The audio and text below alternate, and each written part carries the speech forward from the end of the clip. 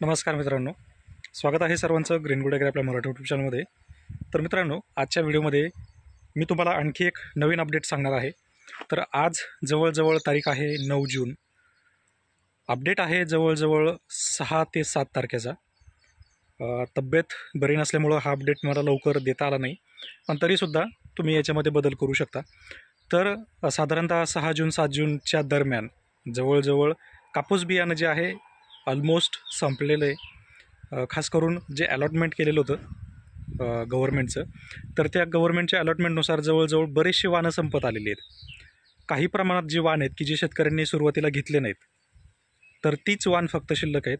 तुम्ही जर आता प्रयत्न करत असाल की तुम्हाला खूप चांगले वाण पाहिजे, जसं की 7067 असेल, नाथ सीड्सचं असेल किंवा इतर बायोसीड्सचं असेल, इतर आणखी कोणतं सीड्स असेल, तुलसी असेल, तर अशी जी सीड्स आहेत शक्यतो हे सीड्स तुम्ही आत्ता सध्या जास्त दराने जर घेत असाल तर शक्यतो घेऊ नका।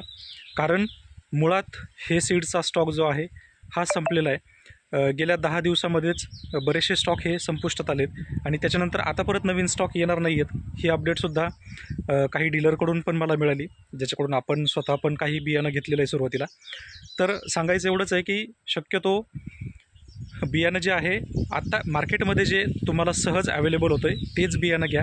जास्त महागडं बियाणाकडे घेऊ नका, कारण महागडं बियाणंसुद्धा बनावटी आहे आणि असू शकतं आणि त्याचे सगळ्यात जास्त चान्सेस आहेत। कारण 3 दिवसापूर्वीच्याच बातमीमध्ये जवळजवळ गंगापूरमध्ये 200 ते 250 पॅकेट 7067 नकली बनावट बियाणं पकडलेलं आहे।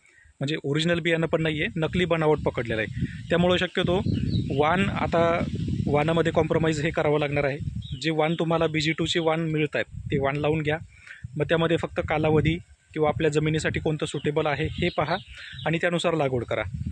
शक्यतो जास्त महागड्या वाणांकडे जाऊ नका, त्याच्यामध्ये आपली जास्त फसवणूक होणार आहे। आणि बनावटी जर बियाणं लावलं तर होतं काय, तर ते बियाणं एकतर पहिली गोष्ट जर्मिनेशन प्रॉपर त्याचं होत नाही, त्याला व्यवस्थित प्रोसेस केलेलं नसतं, त्यामुळं ते लागवडीयोग्य पण पूर्ण होत नाही। लागवड जरी झालं तरी ते व्यवस्थित उगत नाही, उगवलं जरी तरी त्याला प्रॉपर पाहिजे तसं उत्पादन मिळत नाही। त्यापेक्षा साहजिक आहे तुम्ही 864 रुपयाचं कोणतंही दुसरं बियाणं घेऊ शकता, जे तुम्हाला त्याच्याही पेक्षा चांगलं उत्पादन देऊन जाईल।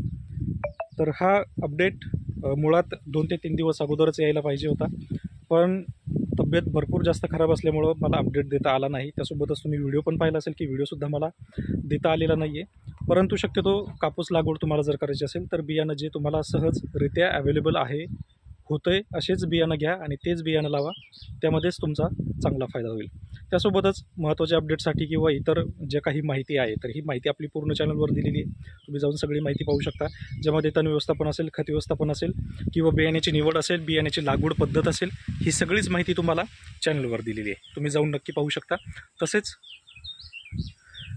अपडेटनुसार शक्यतो बियाणं जे तुम्हाला सहजरित्या अवेलेबल होईल असेच बियाणं लावा। बऱ्याच ठिकाणी बियाणं अजूनही अवेलेबल आहे आणि वेगवेगळे बियाणे आणखी पण अवेलेबल आहेत, भरपूर सारे बियाणं स्टॉकला आहे। त्यामुळं फक्त एक युनिकच बियाणं पाहिजे, याच्यासाठी मागे लागू नका। धन्यवाद।